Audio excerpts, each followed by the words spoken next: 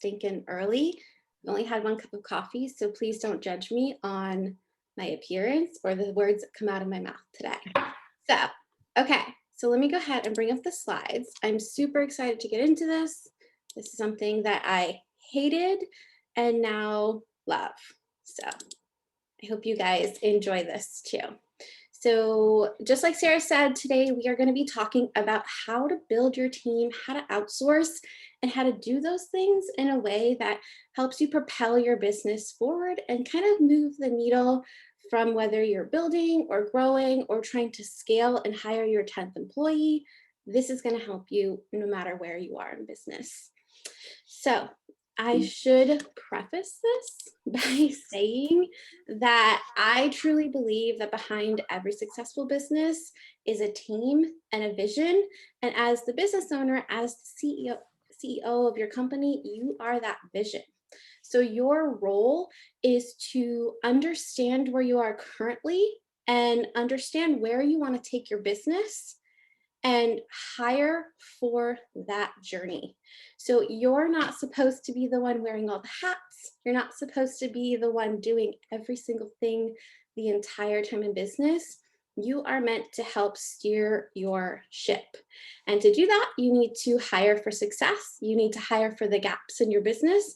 And you need to hire for the things that you don't even know that you need to hire for and build that up, which is really scary. But the nice thing is that you being the vision of your company means that you get to decide. And apparently none of my GIFs are gonna work, so please excuse that. But you get to decide what your business looks like, whether you want to stay small and lean and a mean machine who only has like 1 or 2 core employees, or whether you're trying to get to a multi-million, multi-person company and how many years you want that to take. Everything is up to you. You get to decide, and there is no formula for success. There is no formula for hiring the right person, for who to hire, and there's no formula for how you're supposed to run your business. So the nice thing is that you get to decide how you want to live and how you want to work. So you guys are in a really great position to do all of that.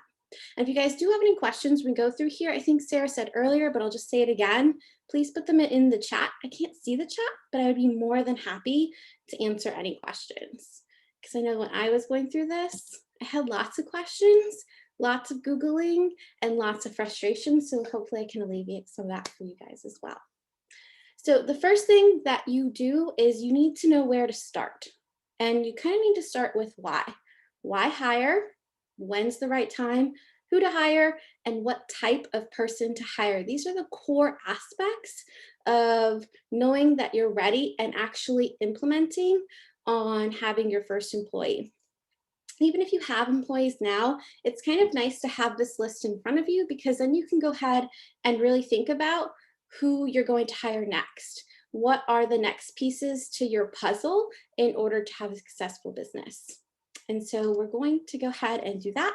And then at some point in this conversation, we're going to talk about delegation and how to scale with style, which are just really fancy ways on how to stop being a doer and tell other people to do things, and how to go ahead and grow your business without outgrowing your business, so scaling too fast, and how to grow your business without completely removing the life force that got you to where you are today. Those are really important things when you start hiring and you start letting other people take over. And then at some point, we're going to talk about systems. So the systems that you need in place in order to start hiring, whether that be internal systems or whether that be something that you need to go ahead and start doing, and it's a long-term process before you hire. But before we do any of this, I know that Sarah just introduced me, but I'm going to go ahead and do it again, but go a little bit faster because no one really cares at this point because you already know who I am. We're already BFFs. My name's April Brown. I'm a business and marketing strategist. I help really driven entrepreneurs get their lives back by turning their current chaos into a playbook for organized and systematic and scalable AF businesses, which in short just means I take all of the craziness that you're going through right now, and I help you really understand your vision of where your company's going and help you get the pieces in order to get there in a way that doesn't make you lose your sanity. I also do marketing and web strategy. My background is in marketing and business growth. So before I had my business, and even currently, I actually have a corporate life. So before I had this business, I was working for lean, mean businesses who do multiple millions of dollars a year on a very small staff.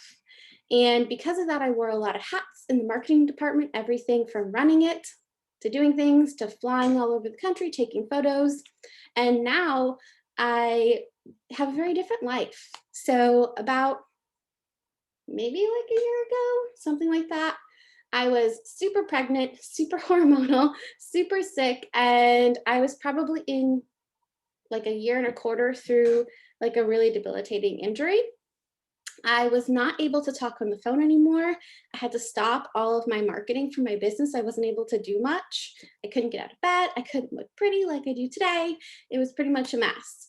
So what I decided to do was to pause my business and to get a really easy job doing something that has always been the core of what I do, which is SEO. And I decided to get a really easy job doing SEO for an international cybersecurity company. And within 4 months of being there, they asked me to be the director of marketing. So now I have a team of 4. I operate $1 million budget for marketing, and I am responsible for taking the company to a $5 million company to a $8 million company in 1 year. I am also doing the onboarding for their new employees this year, which is pretty exciting. And I am really excited because we're using a system called Greenhouse to do it, which just means it can be beautiful, which kind of like makes my heart happy. So on top of that, I am a wife to an equally nerdy, beautiful man. I'm a mom of 2 little girls. I have 3 pets, and I have a plant called Glenn that you can't see because I'm trying to revive him, but he's not doing well. Glenn's just gonna stay in the background. So let's get back to you because I am tired of talking about me. Let's talk about why you need to hire a team. So this one is going to be specifically for my solopreneurs that don't already have a team yet. And I just want to preface all of this by saying that it's okay that you don't have a team yet. There is no perfect time to get a team. There is no like formula for if you're going to be $1 million company, you need to hire and start hiring a team X amount of months or years into it to try to grow to that. There's no formula. So for my solopreneurs, I love you. I've been you. I sometimes, some days wish I could go back to being you. It's a beautiful thing. And it's a really special time when you're growing your business yourself. There's a certain sense of accomplishment, but at some point, that accomplishment starts to feel a little different. It starts to feel like you're getting overwhelmed. It starts to feel like you're doing too much, like you're missing out on life, which was the whole point of starting your own business, was to have the freedom to control your life. So I get it. I've been there. It's not fun, but I promise you that today will hopefully help in you making the decision to get out of that stage or to at least start working towards getting out of that stage. So for my solopreneurs, the number one piece of advice I have for you on why to hire a team is because the biggest benefit of hiring help in your business is seen in your life outside your business. Remember, I was just saying sometimes it can feel really overwhelming holding all the hats. Sometimes you feel like you aren't growing as much as you would like to do. When you start hiring a team, you're able to have that growth. You're able to have that space as well to take off for a week or two and actually spend time with your family, spend time with your friends, spend time doing a staycation and doing nothing but staying in bed and reading a book. Having help in your business and having that confidence that your business can run without you, or at least for the most part, run without you, is something that is priceless. It is more freeing than having a large bank account. Having that sense of a work-life balance really helps your mental energy. It really helps your emotional energy, helps your physical energy. It just helps everything about you. So I would definitely recommend if you're a solopreneur that you kind of keep this in the back of your mind during this presentation, because some of the things we talk about might seem really scary at this point. You might not seem ready, but I want you to keep this in mind that this is not scary. This is you taking your life back one little step at a time. And I know it seems kind of woo-woo, and that's not what I mean to be, but I definitely think that having a team that you can rely on and having a team to help share that load is something that you will absolutely see the change and love it. So this is for you guys. So the next thing I want to talk about is when to say that you need help. So these are kind of like signs that you're ready to start hiring. And again, these are for my solopreneurs, but for my seasoned gals who have already been in business, maybe you have a couple contractors, maybe you have some employees on hand, I think you need to pay attention to this as well. Because even if you have 1 or 2 employees on hand, there's going to come a time when you realize that you're doing more than you should be doing, when you no longer need to be part of something for it to be successful. And this is when you need to kind of like recognize those signs in yourself, because it's easy to get complacent in having a couple people help you and not realizing where you could be if you had more help. So when to hire. Some signs that you know that it's ready to hire or hire your next employee is when you're turning down work. So you're so busy, you can no longer handle the load on your team. Your team can no longer handle the load on themselves, and you're starting to turn down work, or you're getting to a point where your only choice is to continue raising your prices and maybe taking on less work. But at some point, that's no longer an option. Maybe you're turning down work because you aren't excited about the work. Maybe you're turning down work because you've raised your prices 4 times this year and that's not helping your problem. Maybe you're realizing that you're turning down work because you trying to run the marketing side of your business is taking up so much time that you are actually not able to handle as much work. So there's many things why you might turn down work, but just make sure that you keep in the back of your mind that you start thinking about, do I need to take on this project? Do I not need to take on this project? That's the time to start thinking about whether or not you need a new employee. The next thing to do is to think about, like, can you afford it? So there's a lot of misinformation out there that talks about you need to hire before you're ready. And I'm sure you guys have heard that before, hire before you're ready. By the time you're ready to hire somebody, you're so inundated with work that you don't have time to do it. And sometimes that works, but I tend to err on the side of caution. Sometimes you need to really think about whether or not you're financially ready to be somebody's paycheck. Whether it's a contractor or a full-time employee, you're going to be responsible for paying that person every single month.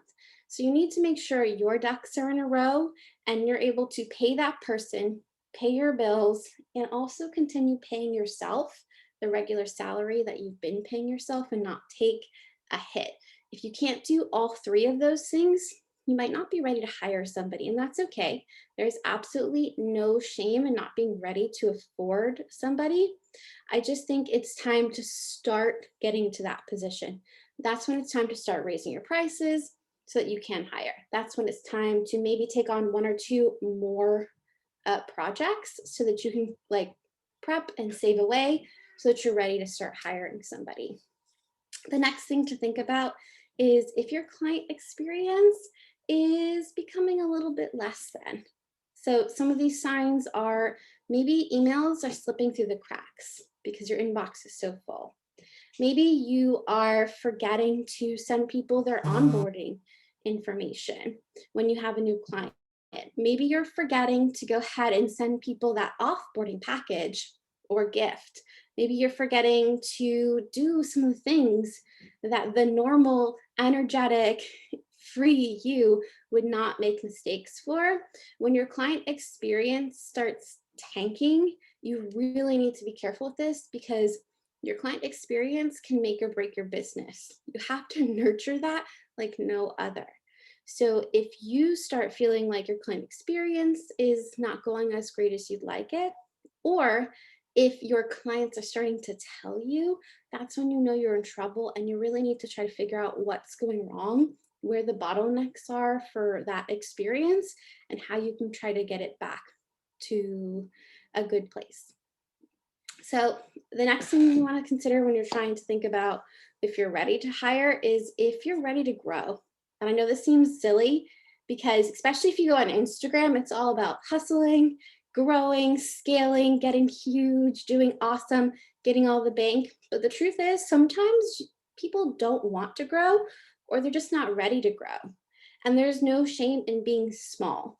So sometimes you might not be ready to grow because you like what you're doing. There's nothing wrong with being somebody who doesn't have any employees, who makes enough money to get by, who doesn't want to necessarily do the things to go farther than where you are. There's nothing wrong with that. There's nothing wrong with saying in 2020, I made $80,000. In 2021, I plan on doing a lot of things in life. I don't really want to have to take on more work. I don't want to have to take on more energy. I want to be able to dedicate time to life things. So I'm going to go ahead and stay where I am and keep doing the things that I am. And that's okay. There's no problem with that. But if you're ready to grow, if you feel like you're ready to get more money, get more clients, maybe add new revenue streams. Maybe you have this like brilliant new idea that you came up with in the middle of the night and you actually remembered to write it down so you didn't forget it. And you're like, this is it. This is me. This is where my business is going. If you're ready to feel that, then you need to think about how you're going to do that and how you're going to do it successfully and scalable. So maybe you need to think about too when you're not really growing. So this is something that creatives and business owners in general tend to not really think about. It's like the numbers back end portion of the business that like people like me who are really nerdy love, other people don't really like. So some signs that you're not ready to grow are if the majority of your customers are returning customers. There's nothing wrong with that. That means that you have an excellent client experience, that you have quality work, that you really nurture those relationships, and those people think that you are the bomb.com. That's wonderful. You are still going to have those customers if you're able to get all those things. However, you might not be growing if the majority of your business is repeat customers. There's a statistic out there, and it's highly debatable, that no more than 50% of your business should be returning customers. Because if anything more than that happens, you're not getting new customers, you're not getting brand awareness, you're not setting yourself up for future business. So if you're in that position, if you take a look at your books tonight and you're like, wow, 70% of my business is returning customers, then you need to first, before you even think about hiring somebody, think about why that is and how you can shift that. Maybe that means hiring. Maybe that means taking a really hard look at your marketing. Maybe that means doing some different things in business. It could be a lot of things. But if you're not growing, you may not be ready to hire. So another thing to consider when you're ready to hire is that you're exhausted. You feel like crap. The business that used to give you joy, that used to give you freedom, that used to be like loving, is now making you tired. And it's starting to feel like you're the employee of your company and your company is your boss. That work-life balance went out the window like months ago, and you're no longer happy. You're no longer feeling the same energy you have for business, that you would rather sit at your desk and stare at a YouTube video for 10 hours than even think about opening your email. It happens to all of us. There's nothing wrong with it. But when you're feeling exhausted, when you're feeling like you're overworked, you are at the mercy of your business, there's a problem with there, and you need to start considering whether it's time to hire people so you can free up time to have more time for you, or what's making you unhappy and exhausted in your business. Maybe it's time to pivot and not necessarily hire a new person, but change what you're doing in life. Maybe instead of pivoting, you really just need help doing this one specific thing. If you never had to look at another client email again, you would be back in love with your business. Your hubby, your boyfriend, your girlfriend, they'd be like on the curb because your business would be number one again. So if you feel like that, it's time to start considering what needs to happen in your business if you're ready to hire. So are you all still with me? Is it okay? We good? Okay. So I want to take it back to what we said before, that behind every successful business is a team and a vision. If you're exhausted, if you aren't feeling joy in your business, if you would rather not talk to clients, if you'd rather do anything else than sit at your desk and work on your business and work on growing your business, that vision is in trouble. And that vision's not going to propel you anymore. So make sure that you have your shiz together and that you're ready to really take on a new hire, or that you understand where your business needs to go before you bring anybody else into the mix. Okay. So the next thing is, who should you hire? And this is advice on whether this is your first hire or your 10th helper. And so when you're building out a team, there's going to be a lot of articles online that might tell you that the best first employee is whatever. And you might talk to your friends who have a very similar business to you, but different life circumstances, or even different businesses altogether. And they might say that their first hire was a virtual assistant, and that works for them. But the thing is, it might not work for you. And that's why I say that hiring and building a team is really personal to every single person and their business and where your goals are. So the key to hiring for growth is understanding yourself and understanding where the needs are to your business. So an example would be, many people need to think about what is right for them. So there's like a 3 little quadrant thing that you need to think about. And it is, where's your time best spent? Where's your weaknesses? And how do you need to grow your business? And so when you're thinking about who your first hire should be, the first thing you need to think about is where your business, or where your time as the CEO is best spent. So for example, if you have a business and you have 10 clients that you service every month, and you're spending a lot of time doing back and forth conversation with them, that might not be the best thing for your business. That's not generating money. That's not generating any growth in your business. That's just doing busy work that somebody else who you train might be able to do. If you are a solo brand, or if you're the face of your brand or your business, your time might be better spent coming up with content, recording videos, doing blogs, making podcasts, going on other people's podcasts, doing things to make sure that your business gets recognition and gets awareness outside of your circle. Those might be things that you need to work on, and maybe you can have people who are in your business that actually do the labor part. So for example, if you're a web designer, maybe you have junior web designers that can do exactly what you do for less money, where you can go off and spend your time growing your business and doing business development things. If you're a photographer, maybe you have multiple junior photographers in your business who can be the ones actually out there shooting, and then maybe you can just edit and make sure that it's perfect up to your liking, and that way you can go ahead and work on business development stuff or networking.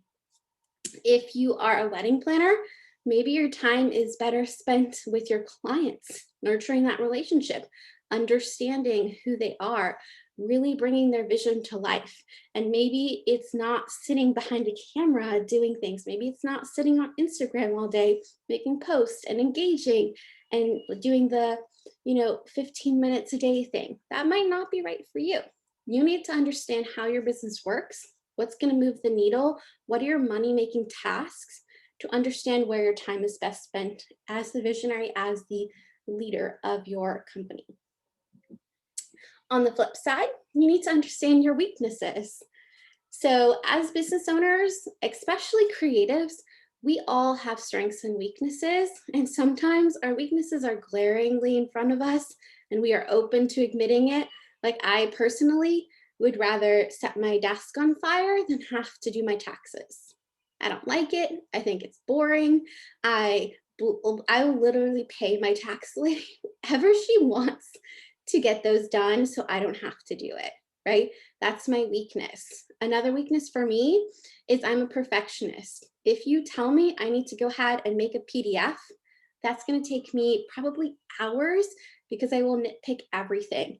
Whereas I could go ahead and hire somebody who's a professional in doing that, and they'll take my vision to life in like 5 hours, right?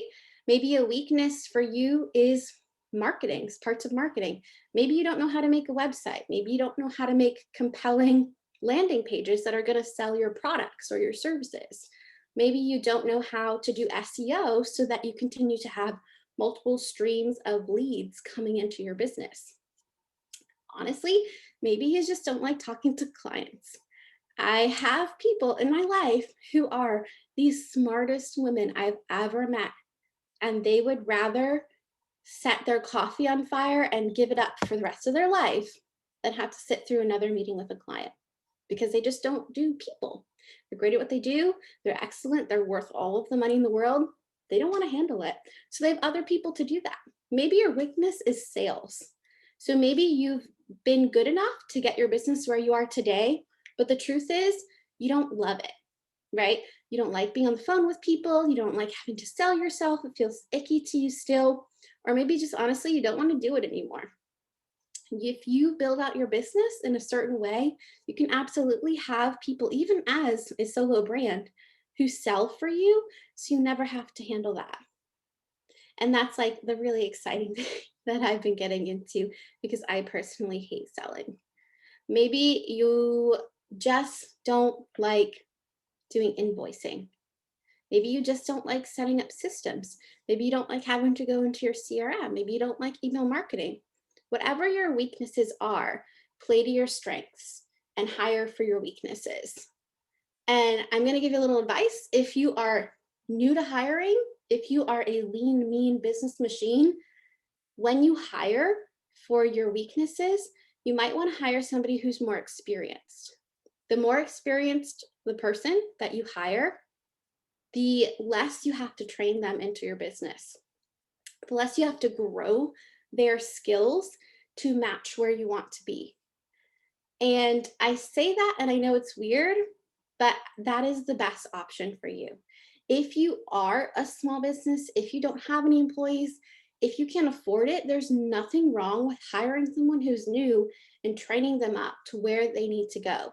But just understand that on top of the money you're spending with them, you're also taking money and putting it on to piling on top of that, because you're taking time that you could be spending doing other things, and you're hiring and you're training and you're building up their skills to your business.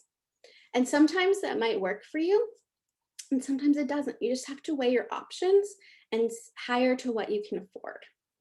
And when hiring for your weaknesses, if you are a seasoned person who has many, many people, you have processes, you have systems in place, you have written repeatable things that people can just take and they understand your brain and they can go forth and be successful in life, maybe it's okay to hire people who are a little bit less experienced, because you can train them to the way that you want them. Maybe you just don't have time for that, and you are a busy person, and you need to think about whether you have repeatable systems already. There are some people who have $1 million businesses who don't have a single thing written down.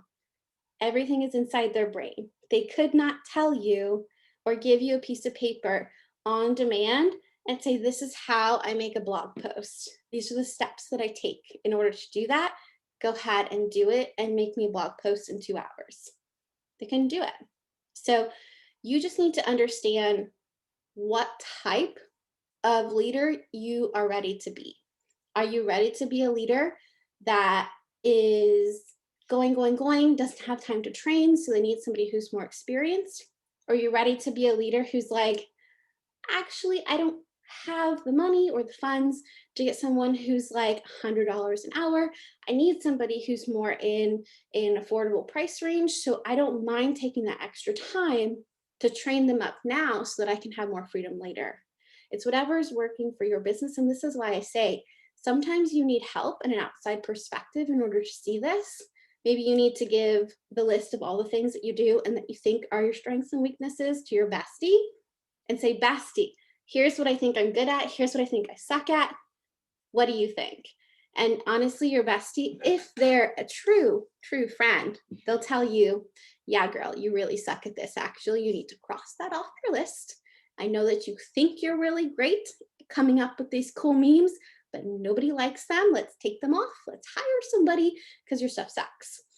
Maybe you think that you're really awful at coming up with social media posts, and your friend is like, no, you're just way too hard on yourself. You get tons of likes, you get tons of comments. I wish I could have what you have, and you just don't see it in yourself. It's really helpful when you're going through this list and you're hiring for your weaknesses that you get an outside perspective. And then we also talk about growing your business. So this is all about that visionary statement again. You're the vision of your company. You understand where you want to be in 5 years, and you understand where that is, but maybe not how you're going to get there. Sometimes you need help understanding that. But once you understand how to get there, you need to hire for that. So let's say I plan on at the end of the year, so in 6 months, maybe I plan on releasing a course. I'm really excited about it. I know that it would be great having this course, but the thing is, I have no idea how to make a course. I don't know how to take what's in my brain and put it on paper. Or maybe it's a video course, but I don't know how to edit a video. Or maybe I just don't have time to edit a video. So I'm going to go ahead and think about those things now so that I can hire for the future growth of my business. I can go ahead and start looking at people who are doing video editing, and I can go ahead and start interviewing people and hiring people and getting that content now. So in 6 months, it's out. Maybe you want to start doing ads for your business. And so you're like, okay, I know at the end of the year, I want to take some of the money that I have left over and I want to start doing ads. I want to start doing PPC. I want to start expanding who sees and knows my business. But maybe that's just not your thing. You have no idea how to do that. Writing copy for ads seems like plucking eyelashes out one by one, just not for you. So you know now that you need to start looking at other people's ads or asking around, hey, who does your ads? Who does ads at all? Like, are you happy with your company? So you can start thinking about all the different things that you need. Maybe you need a single person. Maybe you just need a copywriter and you're good with the visuals. Your job as the visionary is to take your company there. Your employees are not going to do that for you. They can't. They don't know where you want to go. That is your job to do it. And that's kind of the exciting part because, again, you're in control. You're in the driver's seat. But also it can be a little bit scary because everything's on you, and that's okay. If you're scared, if it makes you like nervous, please just realize that most people don't have the opportunities that you have. And this is really exciting that you're in this spot. You get to determine your future. And you get to determine how many coffee breaks you have during the day. So that's another thing to be excited about. Okay, I need to take a quick drink of water. We're going to talk about some of the positions you could be hiring for. Like I said earlier, a lot of people, their first hire is a virtual assistant to answer emails and kind of take control of their inbox and some of the tasks, maybe like taking care of customers for the day. That is perfectly great. Some people that works really, really well. Other people, that's not who their first employee needs to be. That's not even who their third employee needs to be. So when you're hiring for your business, when you've gone through the little diagram that I had on the last page, you understand who you need to hire in what order. Here are some of the positions that you could be filling to take those spots. And so some of them are business backend positions. So those are going to be things like your virtual assistant, like maybe an OBM or a project manager, or somebody who keeps your life on track. So for example, if you're a wedding planner or if you are a web designer, you might have a lot of clients. You might have a lot of projects going on over a long time period. And maybe, like we said before, your customer experience is make or break for your business. So you're like, okay, I need a project manager to manage everything for me. I need this person to talk to the customers. I need this person to talk to the rest of my team and really organize that because I don't want to do it anymore. And I don't want to spend my day talking to multiple people on who's going to do what photo. That's fine. So maybe you need an OBM because you need somebody to tell you what to do as the CEO, and that's totally okay. For a back-end position, maybe you do need a virtual assistant who's going to take control of your inbox. That's a real concern for a lot of people. Their inbox is inundated with leads. They maybe have a lot of junk mail going to their email. Maybe they have a lot of clients that ask questions. Maybe they have like a schedule that they need to keep up with that they're having a hard time with. That's completely okay. Again, in your business, maybe your first employee needs to be a salesperson. So for me personally, I hate selling. I would literally rather not fake sick, basically, than have to get on a sales call. I hate it. I don't want to do it. I don't like it. So for me in my business, a great first or second or third employee would be someone who's going to take care of my sales for me. Someone who's going to, once the leads come in, they can go ahead and hop on the phone, they can sell me for me, and I just have to pick up the rest of it. As you grow, as you get bigger, you should consider these things. And I know it feels weird as small businesses, especially if you're a solopreneur now, to think of somebody else selling for you. You don't really like trust other people to sell you as much as you, to be as passionate as you, to know all the answers. But the truth is, multi-million-dollar businesses have salespeople, right? They have sales reps. They have people that go out and they hunt for new logos or new customers. They have people who take care of all the inbound leads that come in, and they sell just fine. And they all started somewhere too. So if they can do it, you can do it. If sales are not your thing, please, please, please consider getting somebody who is amazing at sales, because you can really drive your business even further. You can have a bigger close rate, and you can free up a lot of time for yourself and mental energy not to have to do that. Another thing to consider, especially pretty early on, is marketing help. The more clients you get, the less time you have to market. And if you aren't marketing your business, there's a lot of companies out there today, especially small businesses, where if they don't post on Instagram every single day, they're not going to make sales. That means that their marketing is immature, that they don't have multiple streams of leads coming into their business, that they are fragile, that if they get sick or they forget to, if their phone breaks and they can't get a new one for 5 days, they're pretty much screwed. There are other people who they just don't like marketing. They don't like having to sit there, think up of witty captions.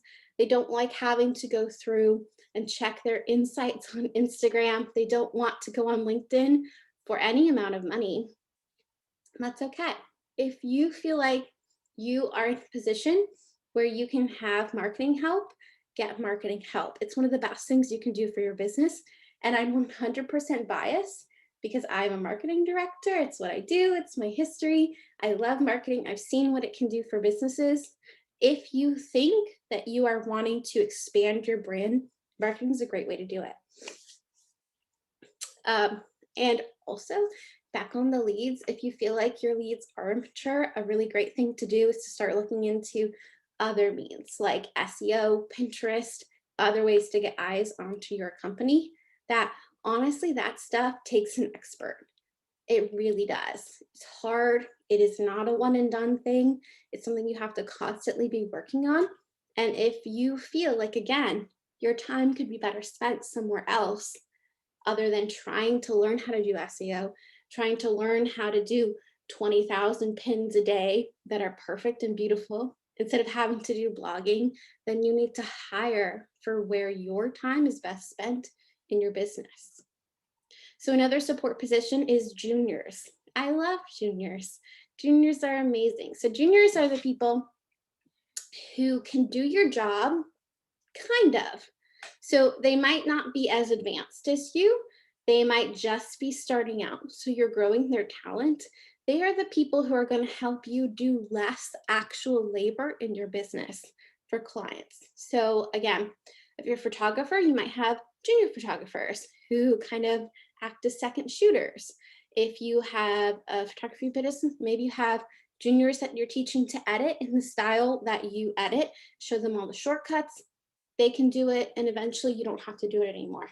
If you're a web designer, maybe you have a junior developer.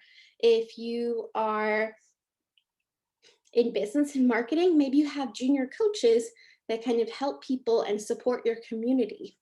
I think these things are really great for task-specific experts, which are things like the SEO expert. They're not a jack of all trades. They might be really great at one or two things. And sometimes when you're just starting to hire people, that's what you need. So when you're starting to think about all the things that you could do, all the things that you don't need to be part of, it might be easier for you to start hiring for task-specific things other than trying to get a jack of all trades. Especially if you have multiple people in your business, if you're kind of on the larger side, the more task or area specific that you can get, the more you can develop those areas. And that's when you start getting a bigger and bigger team. So just fun stuff. Okay, so the other thing is, what type of hire should you be hiring?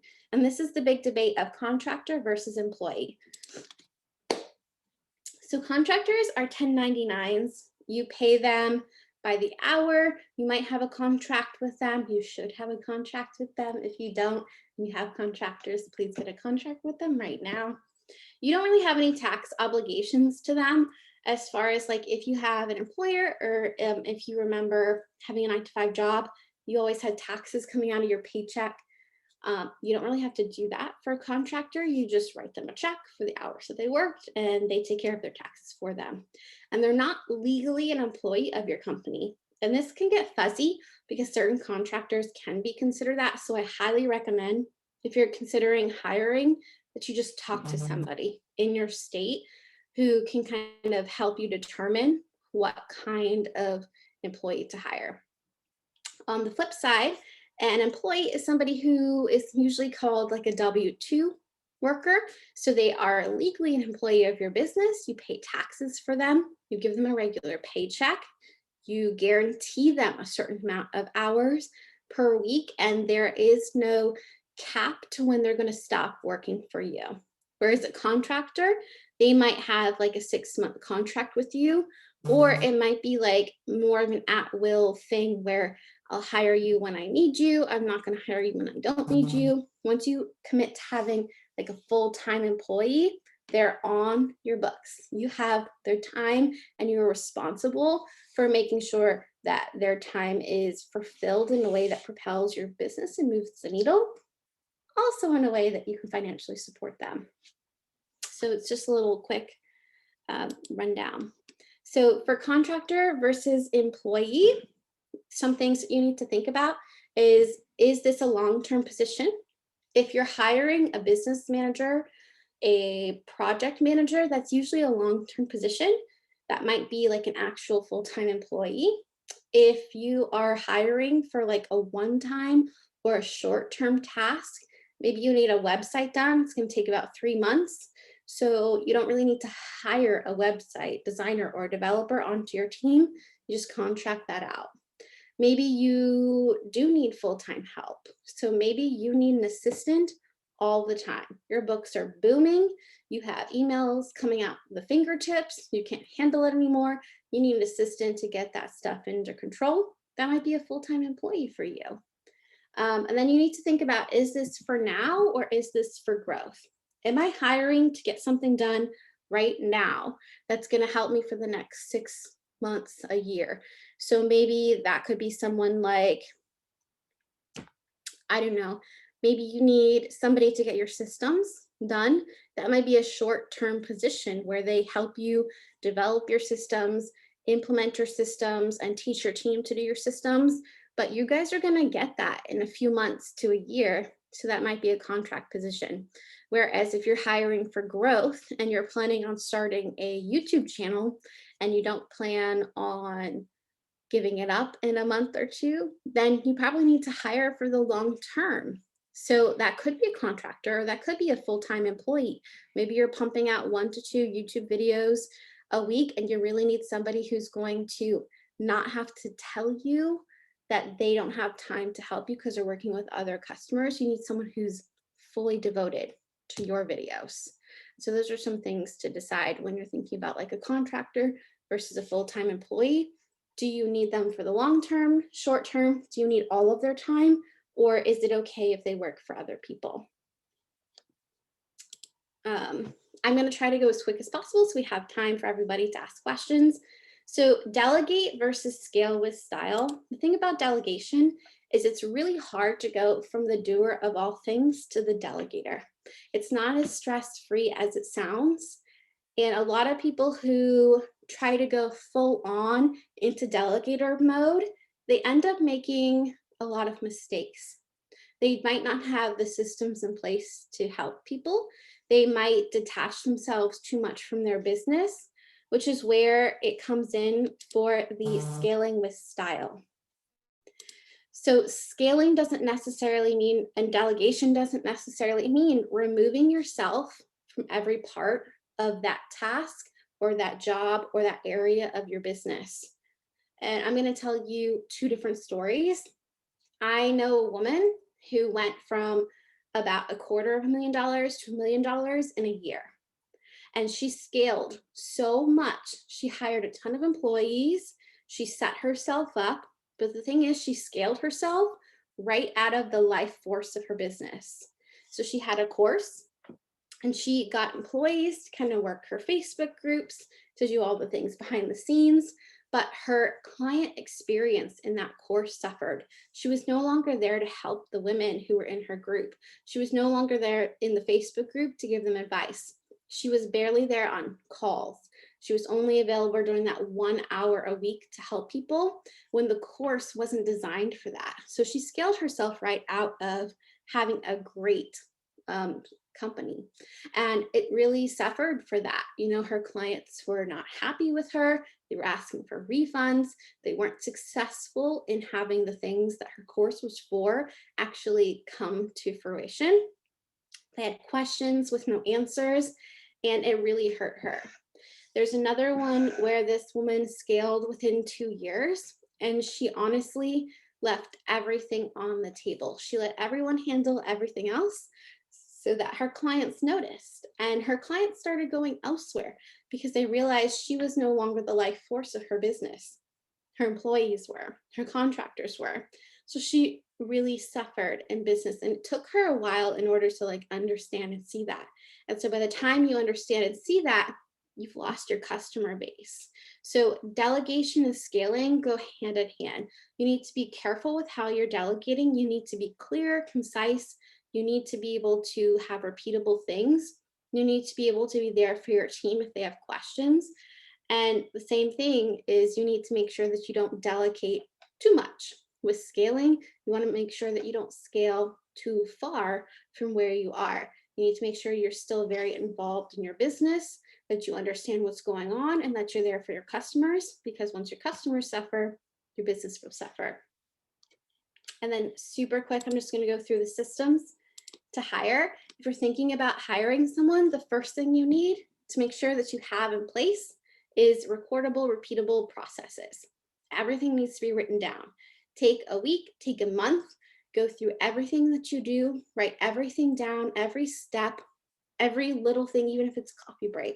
Make sure you write it down so that it can turn into steps for people to have success, so they can do things exactly the way that you want them without you having to sit there and train them or sit there and do it with them or have a lot of revisions along the way. You need to understand people's roles. So in order to have a successful hire, you need to understand what their role is and what your role is. So if you're hiring someone to do your marketing, you can't go into your account and change everything all the time. You can't go in and post 2 posts a day on Instagram when your marketing girl is supposed to be posting, right? That is a conflict. You're going to create tension with that person, and you're also going to have your accounts possibly suffer. You need to set expectations that are clear and written down for what you expect them to be able to accomplish in this role and what you expect them to do. And you need to be able to measure that success. So that is like someone saying, if I'm going to have you take over my Instagram account, I need to have a 14% increase in followers. I need to make sure that I'm getting at least 12 inquiries a month from my Instagram account. I need to make sure that I'm getting at least, currently I'm getting maybe like 100 likes per post now. I want to see that increase by 5% month over month. You need to be able to give them measurements for success so they understand what they need to do to get you there. You need to have onboarding for your clients. I'm sorry, for your employees. So the worst part about starting a new job is that week or 2 weeks where you're just sitting there and waiting for someone telling you what to do. When you're working with contractors who might not even be in the same room with you, imagine how stressful that could be. You need to have proper onboarding that includes brand guidelines, your vision for the company, the expectations, what they're supposed to be doing day to day. And if you're going to be training them to do what you do, you need to have a set schedule, because if you don't have something set, they might not show up for it, or they might not set aside the right amount of time in order to understand the position that they need to do or the task they need to do for you. You also need to have patience. Hiring employees is not going to be like super easy. There's a process. There is a bumpy road ahead of you. There's going to be things that you're going to get frustrated with, and there's going to be things that you're just in love with. You have to have patience with the whole process in order to really cultivate that employee and that task or position that you're hiring for. You need to have training. Even if it's an expert, they need to be told how you like things done. You need to be willing to have hard conversations with people as well. So your first employee is likely to leave you, not because they hate you, not because you did anything wrong, but just because that's life. The longer you're in business, employees and contractors are going to come and go. They're going to grow out of your company. They're going to start their own companies. They're going to grow in their skills. And that means that you did your job right. That means you got them to where they need to go to the next step. Just like you might outgrow your employees. Maybe you have somebody that was really great at helping you do videos and basic videos, but now you're ready for like cinematic stuff. You're ready to like go pro. So it's time to have that tough conversation of, hey, this is what I need. Can you fulfill this? If not, we're going to have to part ways. Maybe your employee is not meeting your standards after being trained, after being retrained, after having all of your onboarding and processes and stuff like that, and it's not going to work out. You shouldn't have to suffer because of that. You might have to have a hard conversation where they might not be the right fit for your company, and that's fine. There's something wrong with that. It's uncomfortable. It sucks. You might need to cry into a wine glass afterwards. I'm not going to say that hasn't like happened. I'm not going to say I haven't cried to my best friend on the phone because some stuff didn't work out in the very beginning of hiring my team, but it is going to happen, and you need to prepare yourself. You need to be willing to do that stuff. Otherwise, your business is going to suffer. And that's the big thing, again, about being a leader, is that you're the leader. You'll need to be prepared to lead if you're ready to have employees. And so I think I'm over time. I'm so sorry. This is my ending slide. I'm totally done, Sarah, I promise. You are good. If you want to stop sharing your slides, yep, perfect. I am going to open it up for questions. If anybody has any, if you want to take yourself off of mute and ask, you are welcome to do that. If you do not, you can type it in the chat, and I will read it off. So you can do that as well, whatever you guys are comfortable with. I did have a question for you, April, while everybody else is gathering their questions. So I'm trying to think of the right way to word this. Sort of, what is your thought or opinion on scaling and growing your business through internships? Like, if you don't necessarily have the budget right now to hire someone, but you know you need the help, what is your thought of going to approaching maybe someone at UNF or something like that and saying, hey, my company is looking to take on a couple of interns for class credit, in setting up an internship program? What is your thoughts on that? So that can be a really great way, especially if you don't have the budget to hire somebody to get help. But I would say that you really need to be prepared for them to not be professional, to be Yeah. polished, or to even to be up to speed on what you need to do. So when you take on an internship, you're basically agreeing to train that person. So I did internships as a journalism major. I did internships for social media marketing, and I came in and they had to teach me their systems. It's basically like having a little baby in your company, right? So you have to be able to have that time to help them. And if you're in a dire place where you really need help and you can't necessarily afford it, that may not be a good option for you because you're only going to have them for a set amount of time. And by the time you get them and all the kinks out of the system, they're gone and they're on to their next internship.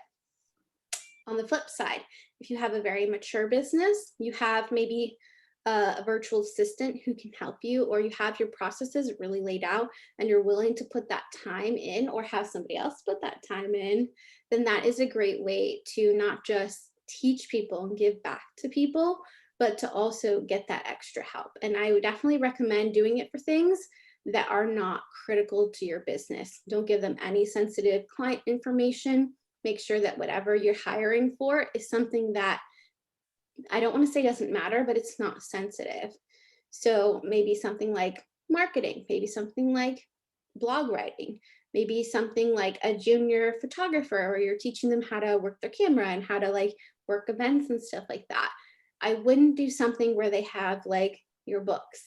I wouldn't do something where they're handling your client communication, your inbox, anything like that. Because when you give somebody the keys to the kingdom and you don't know how long they're going to be there for, or even their professional level, you're really putting yourself at risk. But it can definitely be a great thing. And I've done many internships and I appreciate everybody who gave me time. And if you're willing to do that, I think that would be great. Cool.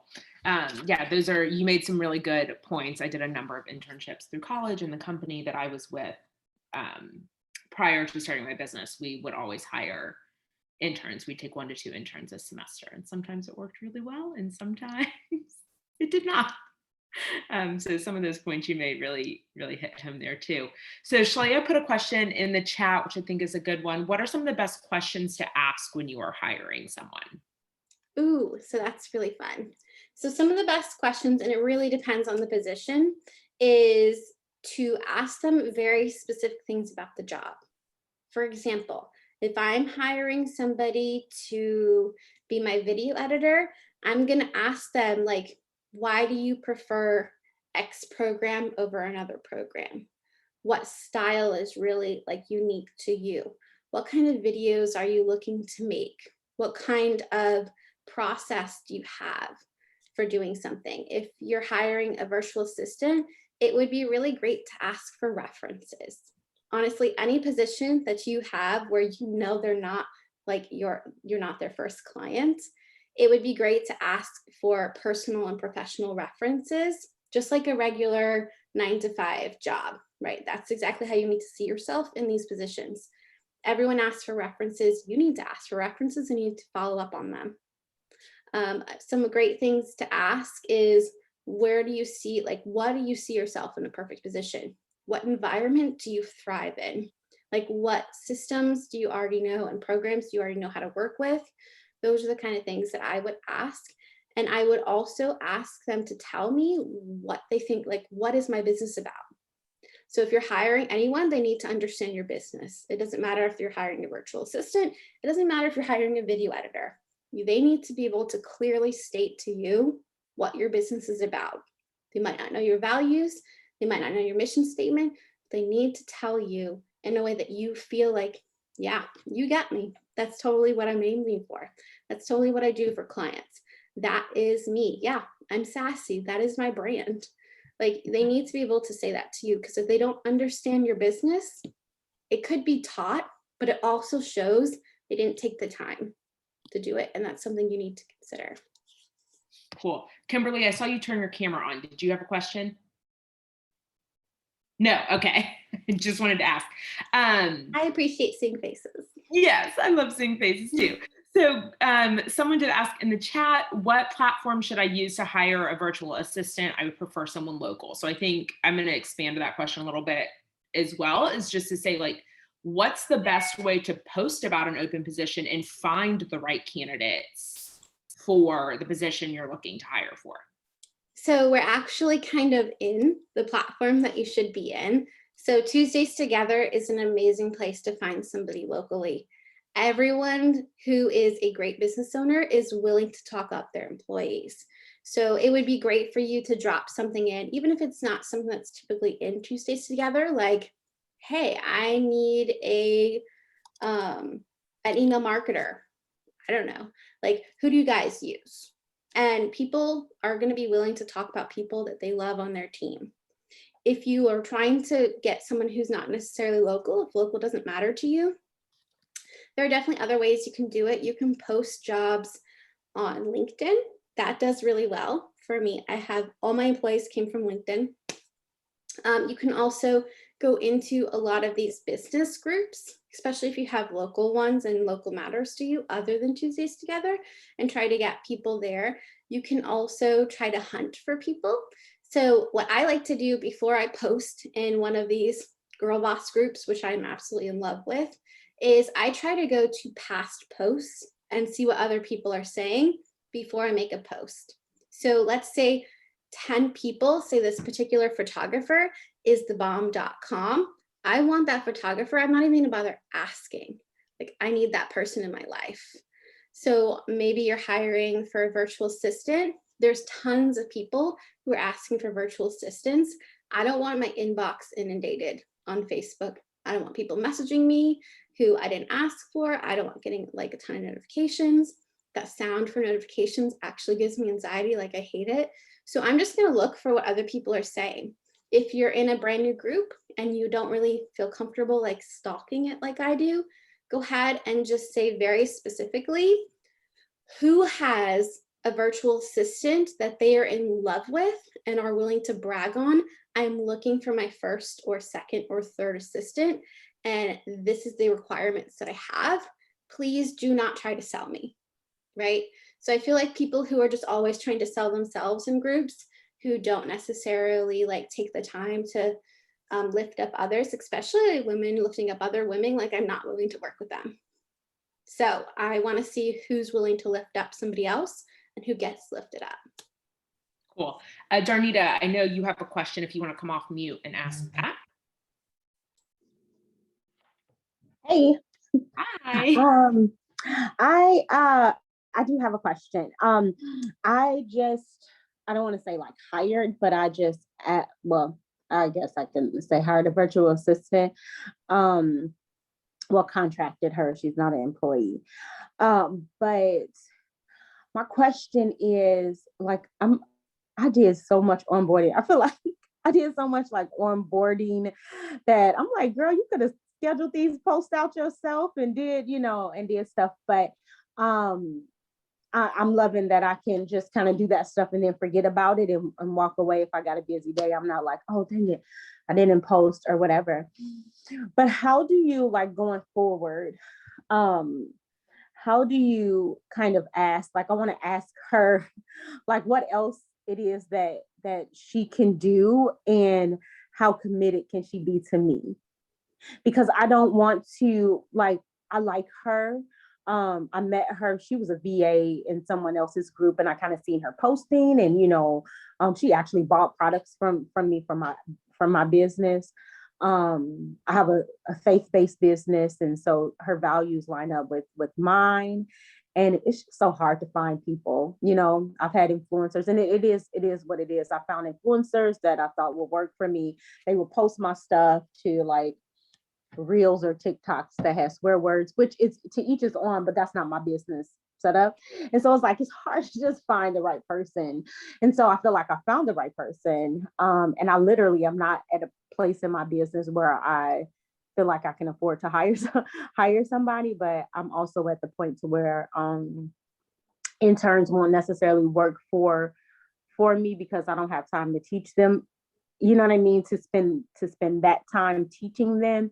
And then I really need somebody who can just, go. But then I want somebody to kind of grow with me because my business is growing, but it can, it can really scale if I have help. So it's just one of those things like I need her help, but I want to ask her for more, and I want to slowly ask her for more, but I want to slowly ask her to commit. And I don't know how you do that. And you say, because I've seen people, I have a subscription box. So I'm going to need somebody. She's virtual. She doesn't live here in town. So I'm going to need 2 people. I'm going to need her to do like the online stuff. And I'm going to need somebody here to physically help me with stuff like personal assistant and pack boxes and do kind of stuff like that. But I've seen people where like they've just had people that grown with them. And I don't want to be like, don't take any more clients. You know what I mean? When we go into next month to like kind of renew our contract for next month, I want her to be available, and I want to see like how she can grow with me. Can she add on more hours? Like I just don't know how to put it without saying, can you just not work for somebody else? You know what I mean? Like, I don't want to say that because I can't pay her. I don't know how many clients she has. And is it okay to ask how many clients? I'm asking a lot of questions right now, so I'm gonna shut up. Yeah. So it is perfectly within your right as the owner of your business to be like, you're my work wife. I want to be in a committed relationship with you. We're going for the long haul, baby. We're going to retire together. We are it. You are my person. Like, you're my Christina. You're my Meredith. I want you in this. I want you I'm here for the Christina and the Meredith. Yes. My person. Yes. Like, I want you to be your person. That's totally fine. Here's how you can approach that. How many hours is she working for you right now? We have it set up. I don't even know. We don't have it set up. We have it set up by task. Okay. So she posts 7 days a week for me and like pretty much all of my platforms, and sends a couple of emails a week, create some Canva posts for me. And so it's set up by task. I think it, her pricing may go by hour, but I don't even think that we worked off of that. She just charges a flat fee for the month, and she told me what she can do, and I'm like, this is what I need you to do, and we just kind of agreed on it, and that's what she does. So I would do like a check-in with her. I would do something like, hey, like, I want you to be totally honest with me. Like, how is this relationship going so far? And then if she says, I love working with you, this is like great, this is what I love to do, then you broach the subject of, okay, so I'm going to be like totally transparent with you. I love what you're doing. I feel like your values align with my values, and I plan on growing my business. I know right now we have like a small thing going, but I would love to know what your goals are for your career, what is important to you, so that as I grow, I can provide that for you, because I'm going to be totally honest. I want more of your time. Right. You're my Christina. You're my Meredith. I see myself working with you for the long haul, and I want to take care of you.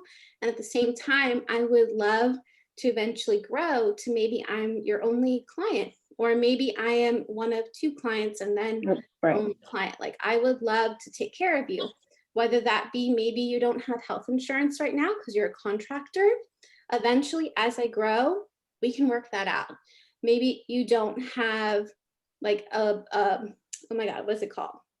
A high price per hour. I'm totally flaking on what that is called. It's okay. You don't charge much now. I would love to eventually grow with you. Like, as I grow, I would like to be able to pay you accordingly and have you grow with me, because I want to take care of you. Like, is this something that you feel like you would be interested in? And I just have to warn you now, it may be a no, and it may be a no because they don't necessarily want to work for one person. They have their own business. They don't want to work for one person. So you have to be prepared for that breakup almost, for that impending doom. And don't take it personally. Some people just Right. want to work with multiple people. Right. And it could be where they're like, I would love that. Like, honestly, if I didn't have to go out and look for new clients every 6 months, that would be great. I would love health insurance. You know, in a year's Mm. time, maybe I'm planning on having a baby, like that would really work for me. So you guys can kind of work out how you're going to grow together, and then what you need from her to grow and what she needs from you to commit. Right. Yeah, that's a good response, April. I want to be respectful of your time because I know you do have another job that you have to get back to. So Darnita, I hope that answered your question. And I Yeah, know thank you. I'm going to have April, I'm going to have you put your info in the chat as well. So if anybody wants to follow up with you afterwards, they can do that as well. But we do have one more question in the chat. And then I thought of one question that I think is something that people in the group, or if they're watching this on replay, would want to know as well. So question in the chat from Lizette is, have you ever hired any international VAs? These typically cost USA businesses less while paying them a fair wage, example, Philippines or Latin America. So any pointers or pitfalls with outsourcing work internationally? So I'll be totally upfront. I have never hired anybody internationally. For me, it's really important that I can talk to somebody during the hours that I'm awake, because having that off time for me is so important. I don't want to have to worry about, is something getting done?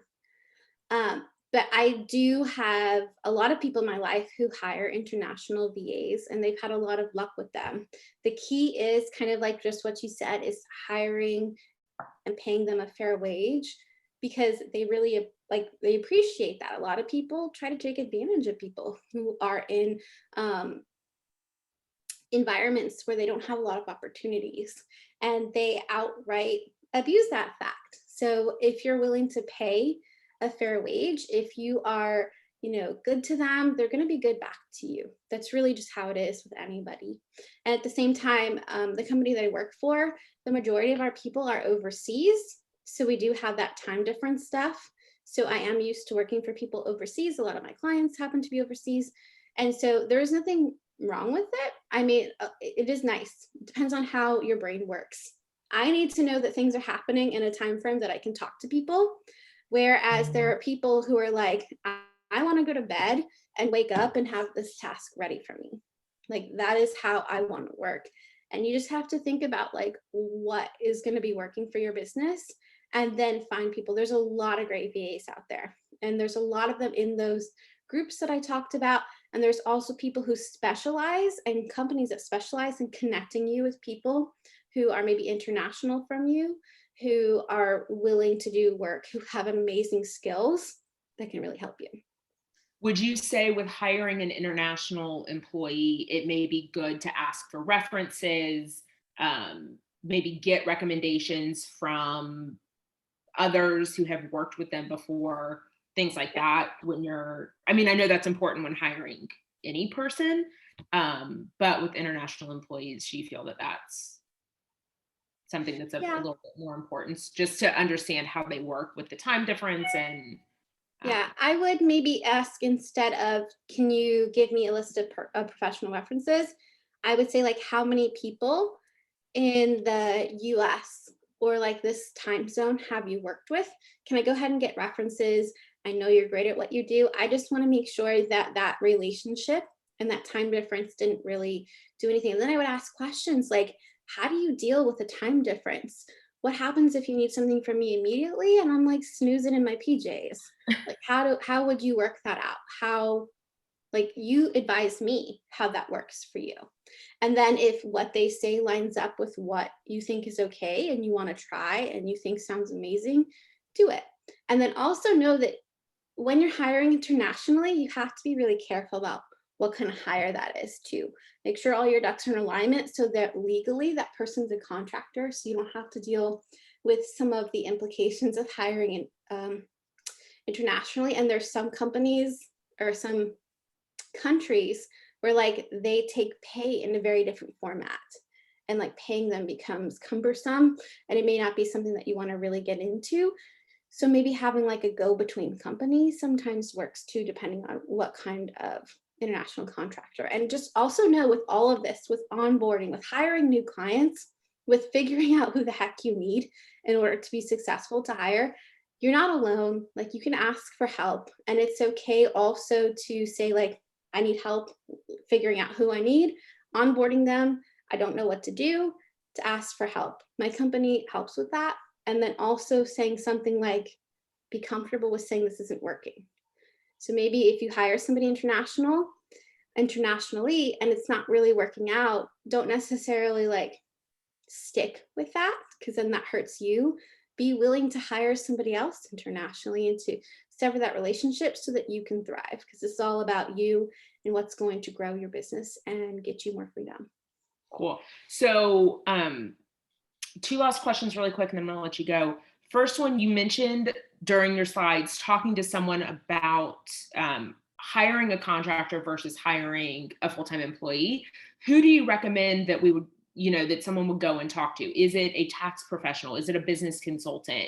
Who would you go and consult with to determine if a contractor is right for you or a full-time employee is right for you? I would go to your tax professional, because the person who does your business taxes, definitely not the person who does your personal taxes, and if they're different people.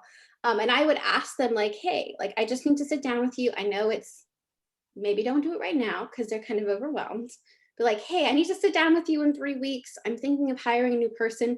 I need to know like legally where that puts me. And also I want to make sure this person's a contractor versus a like full-time employee, or I want to make sure this person is a full-time employee and then I'm not going to get like audited and sued out of my business. I need to know I'm protected. Like, what do you advise? So I guess it should then be an understanding as well that if you are thinking of hiring someone, contractor or employee, maybe you should also hire a business tax professional. Yes, that would be great. If you don't have one of those already.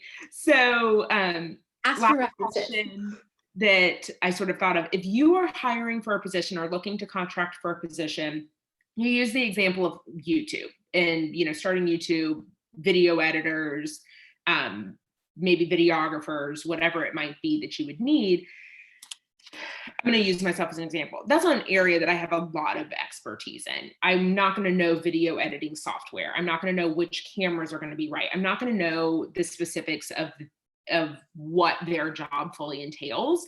Is it inappropriate to bring in an expert? Let's say I have a friend who does YouTube. Is it and has experience in that world? Is it inappropriate to bring them into the interview setting or consult with them in the hire so that I make sure I'm hiring the right person for the job? No, that's absolutely not inappropriate. So if you are not an expert in what you need to hire in, you probably need help, whether that's a friend, whether that's a company, whether that is going to Google or YouTube itself and like asking what you guys do.